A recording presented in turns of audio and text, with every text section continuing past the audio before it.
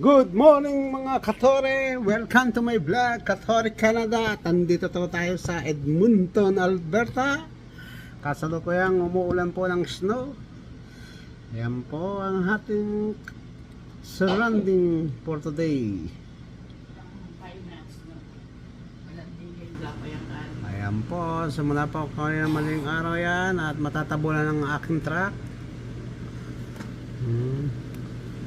So, sigurado wala pa magana at hintayin pa akong maghinto yan bago tayo mag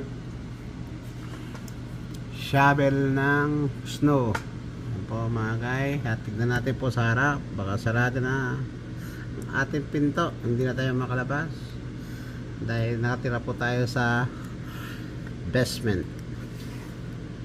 Matatabunan na po kami ng snow.